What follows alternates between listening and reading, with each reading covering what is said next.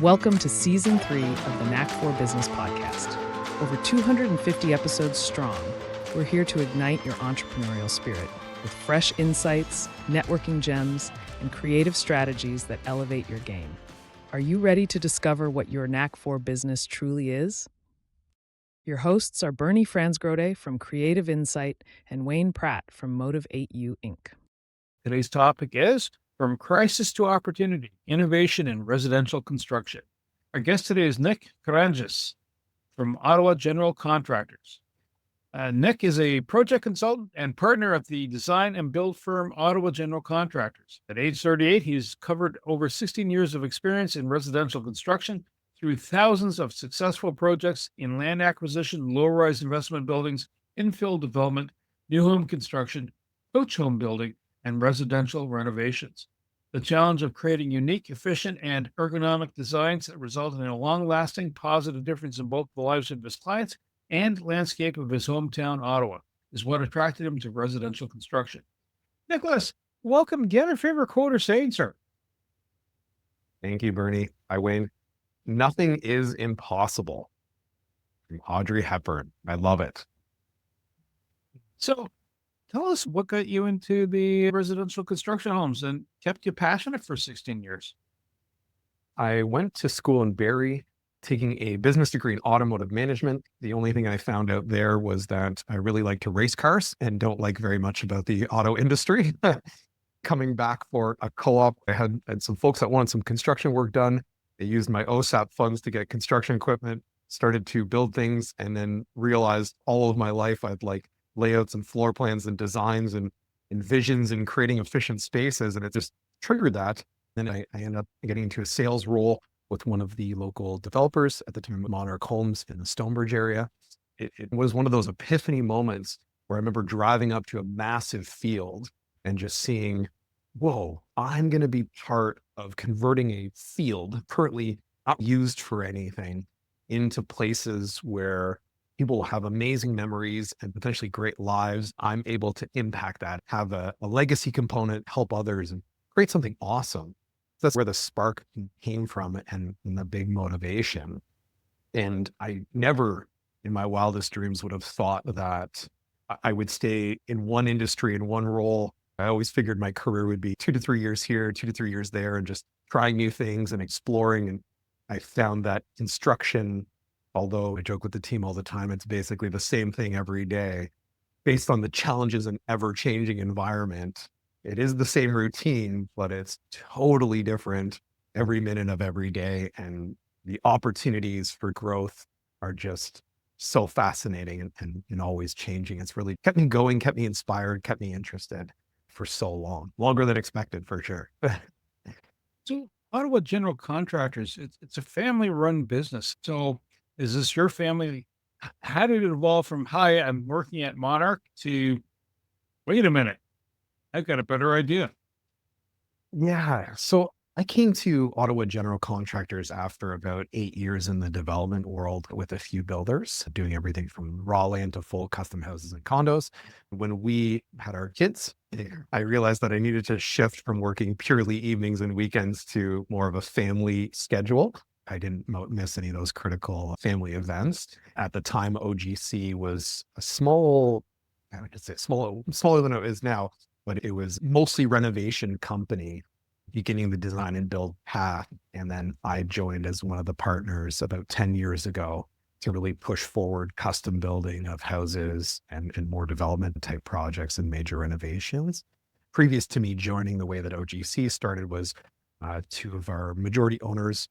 One of them, his father was actually like a typical white truck contractor, a guy doing construction projects, and being a very innovative guy, very tech-based guy, was like, I think this old school way works, but here's what you could do to create a better client experience and communicate better. And that's how OGC kind of went from a guy building stuff to a full service design and build company there.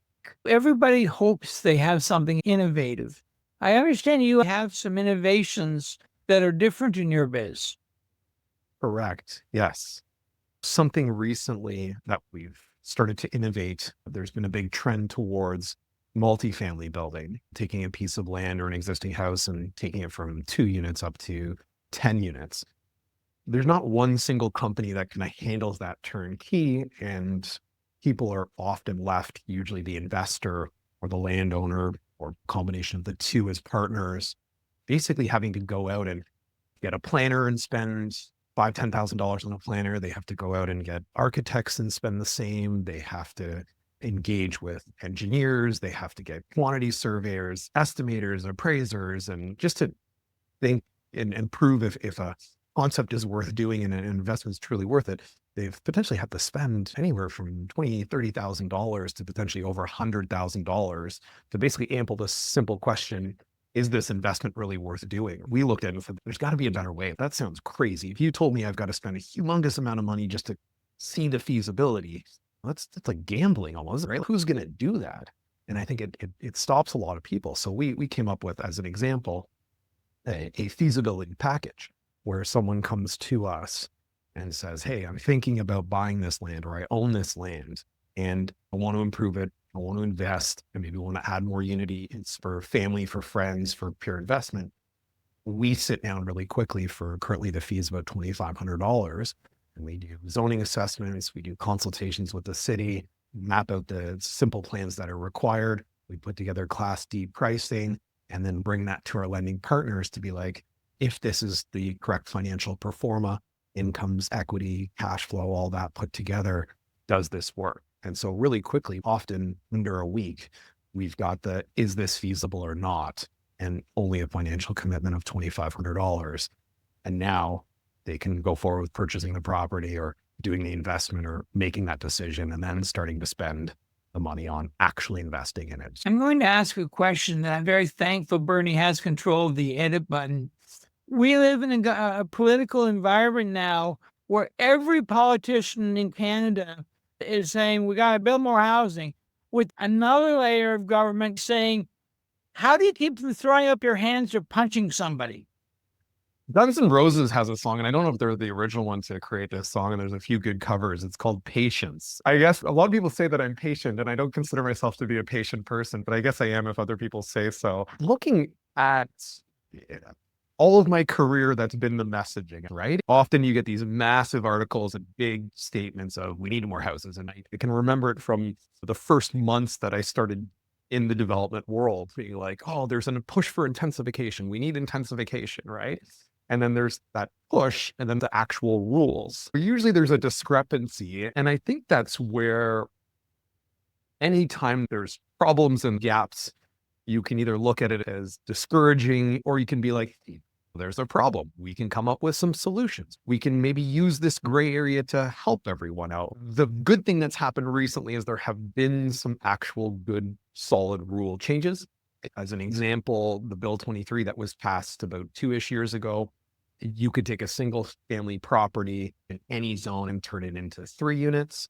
There's been some adjustments that allow you to take single properties or duplexes and turn them into long semis instead of your traditionally 2 houses side by side attached as a semi. Now you have one in the front and one in the back attached in the center that way. We take all the rules that are scattered, confusing, not jiving, and say, where do they overlap nicely? And we take as an example, recently we did 2-unit duplex for a client, about 1,100 square foot footprint building, basement, main, top level. And then we split it in half. We now call it a long semi. So we've checked under zoning by City of Ottawa. They love it. Great. And it's easily approved. And then we take Bill 23 and say, hey guys, you said I could do 3 units per dwelling, right? Now that I've created 2 dwellings, I can do 6 units. And they go, oh yeah, I guess you can. Okay, great. Now we've taken 2 units and created into 6. We've quickly, very easily, without site plan control and all these hundreds and thousands of dollars of fees and costs to everyone that often shuts down projects from happening. All these years of delays to get approval. We've got an instant approval, low fees. We've added 4 more units to the housing stock. We've added equity to the client's portfolio and provided great quality, nice finished housing for people, good housing. So great win dancing in that gray area, right? Or I guess combining all the items. When you speak of innovations, Is it the housing design, housing materials used, heat pumps, whatever the tech is out there? Or is it a combination of things? What are the typical pain points? If I want to build a house and Bernie comes up to Nick and says, "Oh, I've got a piece of land here, or I want to buy this land, and this is my project." Are you taking a lot of the headache away? And is that part of the innovation piece? As you just pointed out, the zoning, right? Lender, viability. Is that the innovation piece you speak of? Yes, and really all aspects. You take that example, land, you want to build a unit on it. You got to look at the zoning. Again, usually many different components. There's Ontario implications, there's local zoning, there's sub laws that are all over the place. I don't know how folks at the city even keep track of it, but we're very fortunate. We have, we're senior designers here or masters in it. There's looking at what can we do from a zoning perspective, making it simple. Again, our clients don't have to be communicating with multiple people throughout the city and navigating this complex zoning. We simplify it, we take care of it. We say, these are the things that you can do. Here's what sort of optimizes it. And then it gets into the design component. As an example, with our planning process, we do full 3D renderings and 3D modeling. We do all the floor plan packages. But a big component of that is tailoring it to fit the functionality or end goals that people are looking at. As an example, you could build an 8-unit building and have a 4-bedroom unit. It has the feasibility to lock it off so that you, depending on the client's business model, can split that into two bedrooms. And so you have to design it correctly to meet zoning so that you fit under 10 units on that parcel of land. Technically, if the client needs it based on midterm rentals, they can split it up into 20 units that way, if that's better for their business model and works for the desired housing needs. And if housing shifts that more people need 4 bedrooms, it's looking at all components and then getting into innovation. Budgets are always a factor. No one has come to us yet with a blank check. Typically, we're just looking at how can this be done efficiently? The design drives the overall volume. So can we design this efficiently so that spaces flow well so you need less building material and less time for labor? If you do go and invest more in insulation or windows, that's a little bit more upfront, but you reduce all your operating costs and you have better longevity with the building and it's built of better quality. So looking at those components as well for innovation to go with great in-floor heating systems versus your traditional HVAC systems. Even on a lending side and budget side, do you purchase all your ductless splits for heating and cooling and your HRVs and your tankless water heaters, or do you rent them because one's an asset, one's an expense, potentially that works out better on the cash flow statements or for your taxes, those sort of things. And then the maybe longer side is just even the construction management, right? And looking at innovations there. We believe strongly in communication. So we have a client portal where, once the project has all the building permits, we've selected all the materials with you, we've got it organized, coordinated, everything set up, ready to go. We post our schedule so that on this client portal, all the documents are there. Myself, everyone on our team is there. Our clients are all there. All the communications on a live feed. And you just see the activity of construction happening. So you as a client could literally come to us and be like, hey, I bought this land, figure it out. We do that zoning, we do that planning. We'd send it for lending. We'd optimize it for that. And then we'd manage the full project through our client portal. But you'll see us pushing that communication boundary, which construction is not known for that great flow of information and clarity. We do those plans. We do that fixed price scope of work, and we manage everything. We have that client portal, and we wrap it up with our warranty at the end. I have an Ottawa-based question that I think you'll enjoy. You mentioned the man with the Ford truck. And I think most of us think about that as a contractor. He has a cell phone, he has a business card, and a Ford truck. And then the other hand, in a town like Ottawa, you have Minto that has thousands of units and 20 people with vice president business cards. How do you grow a mid-sized company when the leadership products and tools are usually skewed to the jillion-dollar company, but you know that you can't run it like the guy with the Ford truck? How do you work in the middle? Yeah, that's actually our wheelhouse. Great question. What we found to be a recipe for success is many times I look at myself, how would you grow? You would look at who's done this before, where's their success, what kind of individuals can you gain inspiration and learning tools from? We really believe in consistency and a strong baseline to platform. Using tools that multinational companies use that are successful, we use. As an example, our CRM, our main platform that controls everything, is Salesforce. Salesforce isn't cheap. It's not crazy expensive. It does everything. So you don't need this software for building and this software for this and that software for accounting and this, and they all have to somehow jive. And then you run the risk of gaps of everything. I think it's looking at it. This is a long-term investment that's required to give stability, to give consistency, to give you the room for growth. And it's an investment. And I think when you see it that way, it's a pretty small cost, actually.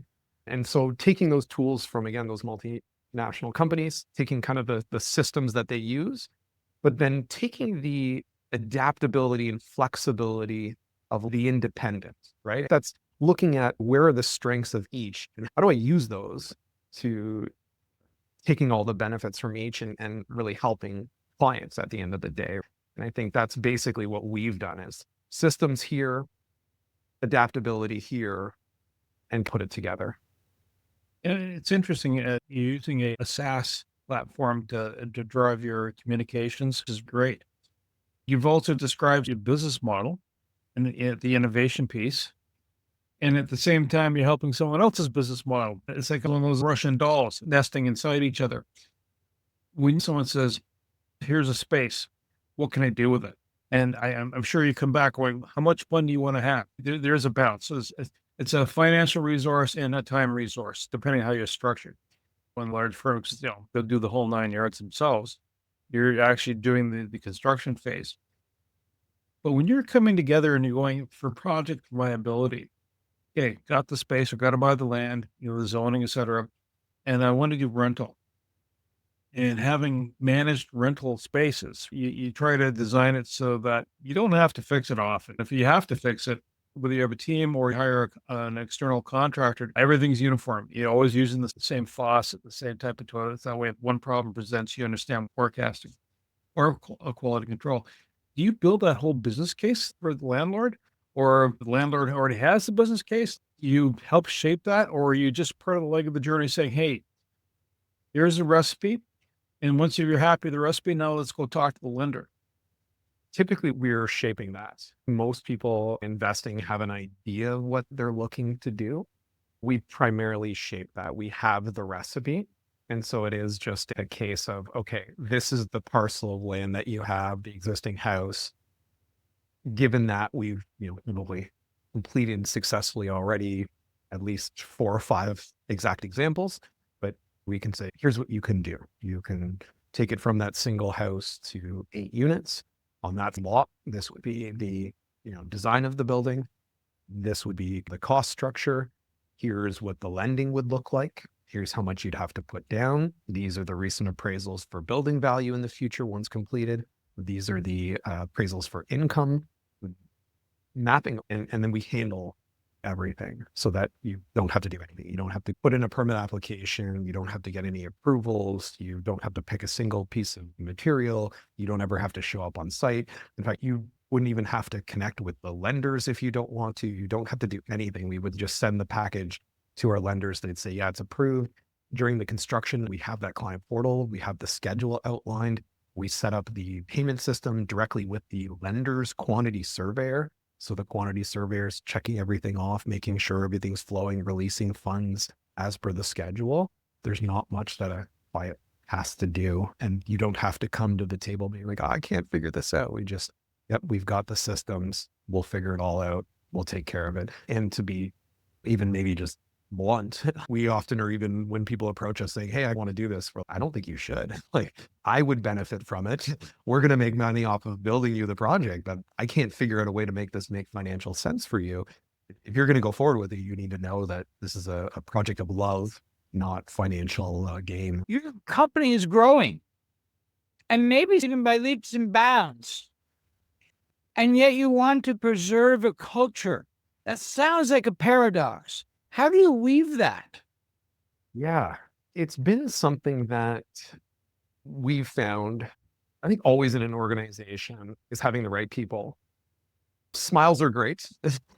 Systems are consistent. And so I think it's the blend of the two that allows for growth and ensuring that you've got a great team that does grow with you. And that's something that we found is key. Circling back to your earlier question, having that platform, having a system in place, knowing the playbook, being very clear to a team, this is our playbook.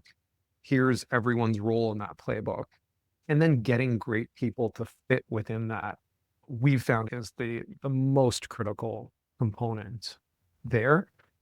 And I think with a construction business in particular, unlike maybe some consulting or tech-based companies that overnight grow 4,000%, I think in construction, you should be, not every company does, and oftentimes you see many failures with this, is to not grow too fast. And I think you've got to manage that. We are essentially a project management company that does everything in-house. And being a project management company, you've got to forecast and you've got to look at, okay, what's on the critical path?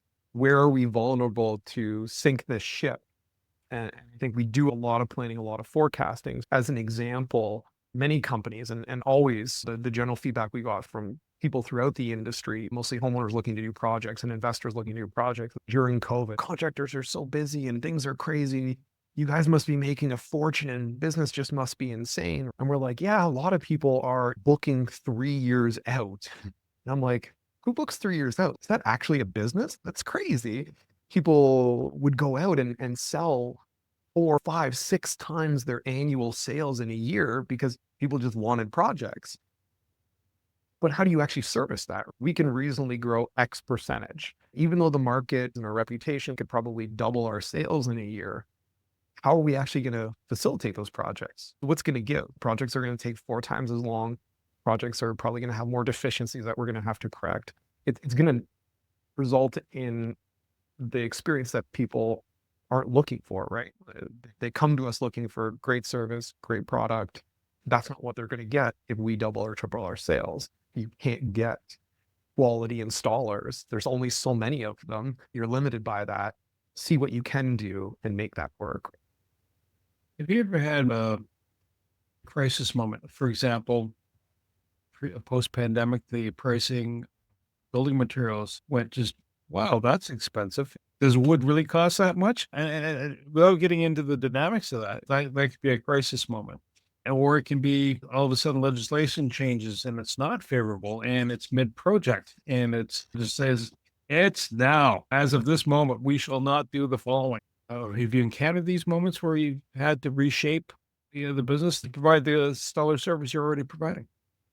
Yeah, great question. COVID, of course, changed everyone's life. Reflecting on that because a client had brought it up. If you think back to the very beginnings where you're like, whoa, is this we're gonna turn into zombies and be eating each other? What's happening here at the very beginning? You're like, is the world just gone? Whoa, it was terrifying when you look back on it. I think there was a potential problem. And again, you can look at it as deflating and you can shut down. And lots of construction companies, as an example, just totally shut down their companies and stop. We looked at that as, okay, taking the project management perspective, seeing that there is now a problem, what kind of solutions can we implement? We, as an example, just before COVID, we're looking at, and it's been a longer term strategy of ours, but to fast track it, is we're looking at full vertical integration. Ideally, at some point, we own everything from where the stone is broken up and stone is made to concrete all the way through till a supplier that supplies caulking, right? In a big long-term picture, it's wonderful if you have that vertical integration, you can control each component and get a flowing system. But when the world went to shut down, construction companies were shutting down, homeowners were scared, are these construction companies going to close and leave my money and I'm halfway through projects? We went to all of our clients and said, hey, I'm assuming you still want your project. Pretty much everybody said, yeah, please. In fact, if not more than ever, give me the project. So we said, okay, what would stop these projects on anything that we're building? Investment units, coach houses, multi-units, we require lumber and most critical, a roof system to protect the project from the elements. And anything interior wise, we need kitchen cabinetry because we can get everything up to that point. But if we don't have kitchen cabinets, we can't move forward and complete a unit and see whether it's a kitchen renovation or a full multi-unit. We went out to all of our suppliers and said, hey, we've given you deposits because, again, we forecast. So we're looking at, we gave you deposits 6-7 months ago for the projects coming up. We want to make sure that we're still getting these materials. What do we need to do to get these materials? Most of our suppliers said, hey, instead of just a deposit, if you paid full all of your orders, we'd make sure you're top of the pile and you'll get everything you need ASAP. And we said, great, here's all your payments, go build. And so we just rolled the dice on that. Is the world really going to collapse? Is it going to shut down? And if it does, we probably have bigger problems than a few deposits. Likelihood, everything's going to continue at some point. Everybody wants projects. Let's keep the world turning. All of our trades and everybody still wants to work. So let's go. And so we just push forward on that with putting down those full payments. How do we never put ourselves in a vulnerable position like that and never put our clients in a vulnerable position like that? We should probably have ownership in those two critical items. So we actually went out and bought percentages of, and in a couple of cases, some full suppliers for lumber and trusses and for cabinetry so that we could actually control those critical items as much as we need to deliver what our clients want. So great adjustment to making sure we get people what they want. How do you manage the trades component? As I understood, there was a shortage of trades at different points. Unless, of course, anybody can swing a hammer, but doesn't mean you want them swinging a hammer on your project. Yeah, you don't want somebody, we don't do any of subcontractors and that sort of thing. So you're not getting the dude that just shows up to be asking a homeowner, hey, you gotta have a drill and a hammer that I can borrow. So I think there's a big component of getting strategic partnerships, right? A lot of construction is known for tendering out projects and basically just getting, everybody will say, the best value, but it's generally the lowest price. Something that we look to do is establish long-term relationships that are truly win. So example, we put together those floor plans, we put together our itemized scope of work that's very detailed. So it'll tell exactly what framing is needed. Everything's very clear. So we're not trying to trick our framer. We hide a bunch of stuff in there. So he only finds out 3/4 of the way through and realizes he shortchanged the quote by $3,000, right? And now he's got to pay. So we don't play those typical games. We map out the plans, we map out the detailed scope. And then with our partners, we basically send it out and say, hey guys, here's your next potential 6 projects. Here's the prices we've put together for that work. I think they're fair and reasonable. Does that make sense to you? Say, yep, here's how it lines up. So it's really working in partnership with everybody. And I think you have to do that to consistently deliver a great result or not have risks of catastrophic things occurring. And the untangible component of that is just better karma being circulated out there. You don't get folks showing up angry because tried to screw them over financially. They're there to deliver the quality that everyone's expecting and looking for, right? Nicholas, I understand that you've actually, with your company, put feedback loops in that provide improvement and possible success that aren't accidental. What does that mean to you? Yeah. Excellent question. Communication is critical, right? Many times you can just reflect on your own relationship with your spouse and family members. You think you're doing a wonderful job and you're really great at fulfilling everyone's needs. And then you ask a couple of key questions and actually listen. Maybe you're not doing the job you thought you were doing. A big part of it is being as clear as we can with our communication and then verifying that we're being clear and meeting expectations that we've all agreed on and we've all set out. And we do that through multiple checkpoints. The plan sets the scope of work, making sure it's clear what the client wants us to deliver. During material selections, we've got those meetings to confirm, hey, this is exactly what you want here. It ties in with this. It fits in the render from before. Are we still good? Yes, you like that? Great. And then during construction, doing the same thing. We've got our client portal that puts all the pictures, all the permit updates, the inspections, everything on right there. It pings the client, hey, we just got the approval for plumbing, inspected, passed, boom, done. The client could say, oh, great, that's awesome. Hey, we went through, noticed this. We want to do a walkthrough with you at this date. You said you had this concern. Okay, we agree that this is the solution. Before we action that, are we still good with that? Yes, great. And then it's all documented on our client portal. And then, of course, you've got a system, but you always want a fail safe. As an example, Our general manager sends a weekly report to every single client, every single project that's active. Did we do what we said we did? Are you happy with everything that we've done? Is there any changes that you want us to be aware of?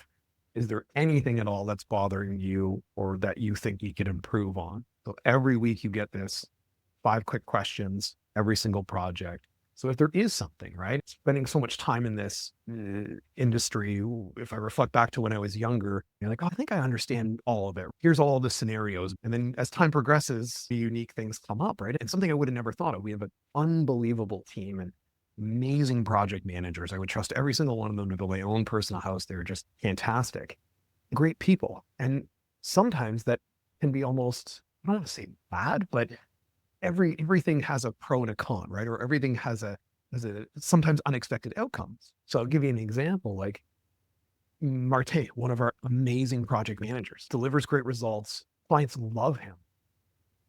But you'd never think that client might love him so much that if there was something they disliked, they don't actually want to tell him because they don't want to ruin the amazing relationship they have.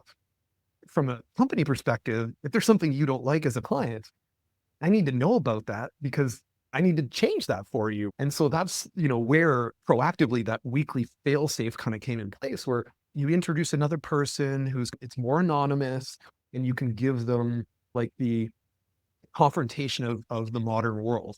If you're sitting here in front of me, we're going to be very civilized to each other. And you jump on Twitter and someone might not be as civilized, right? We embrace that for the benefit because we might not know that our plumber was in 3 days ago. As he was walking out, he finished up his work. He was on the phone and mistakenly turned and bumped your vase and broke it. He didn't even know he bumped the vase. He was walking out. He had the tools in one hand, the phone in the other hand. He's juggling everything. And he walked out. He's a great guy. He would not intentionally break your vase and just leave. That's a jerk move. He wouldn't do that, but it happened. And then homeowner cleaned it up and put it away. Our PM came in later to check on everything. Everything looked great. So we're totally unaware. But the homeowner's steaming on the inside that we broke that, and they don't want to be confrontational with our PM, Mart. There's this little steaming fire in there that we need to know about. So that gives that opportunity for us to address things, random things like that you'd never think of that could happen on a construction site, and they do.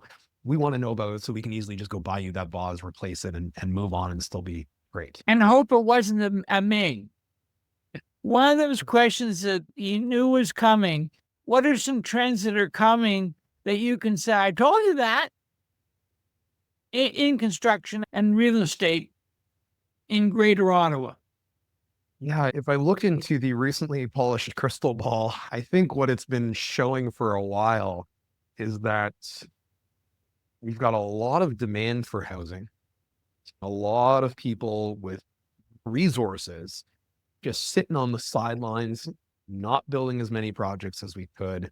So big demand coming up, a lot of cash parked. Now we see interest rates declining, generally a little more stability in some areas of the world and economics, and that pent up demand still lingering. In the last few weeks, already we've seen a huge influx in project inquiries. We've seen a huge influx to clients booking projects for next year. And already our predictions from a couple of years ago that at some point there were just going to be a big ramp up, I think is starting to come where that demand for housing needs to be filled.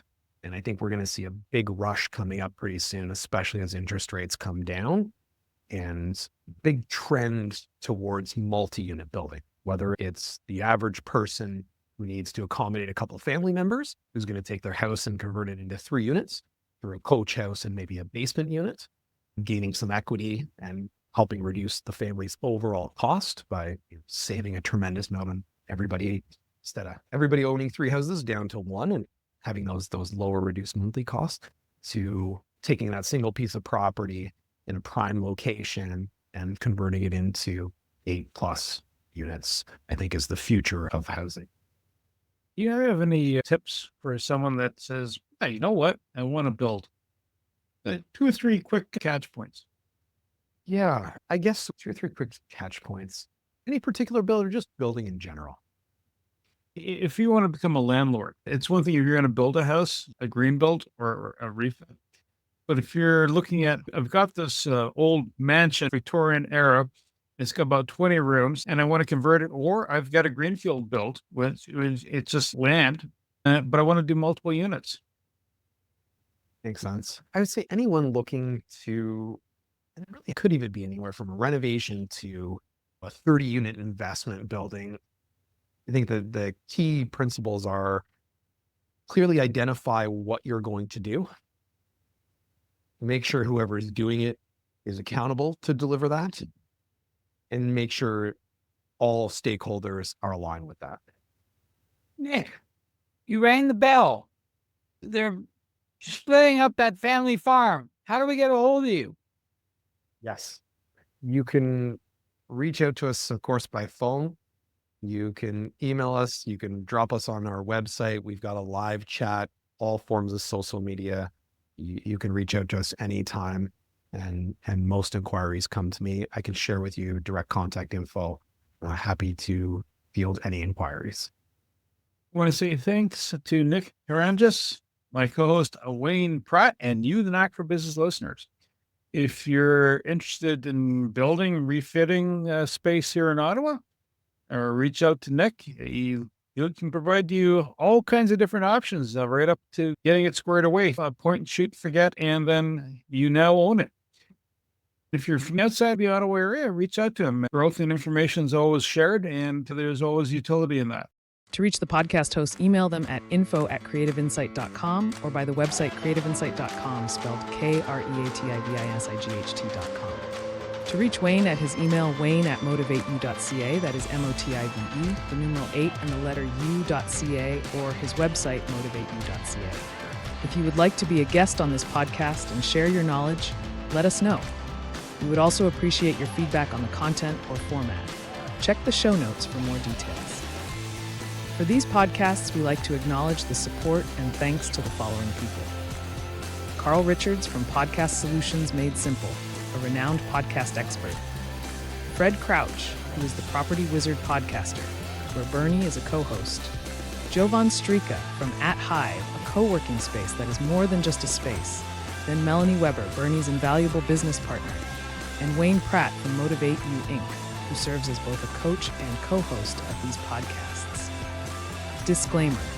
Please note that the Knack for Business podcast episodes are meant solely for educational and general informational purposes. The information and opinions contained within are not intended to be professional advice on any subject matter. The thoughts, views, and opinions expressed by the participants are their own personal beliefs and do not represent the views of the podcast hosts or any affiliated organizations. It is important to note that this podcast is not a replacement for consulting with certified experts in your area who possess knowledge of your unique situation. The hosts of the podcast, along with any participants or affiliated groups, do not take responsibility for any actions taken or not taken based on the information presented in this episode.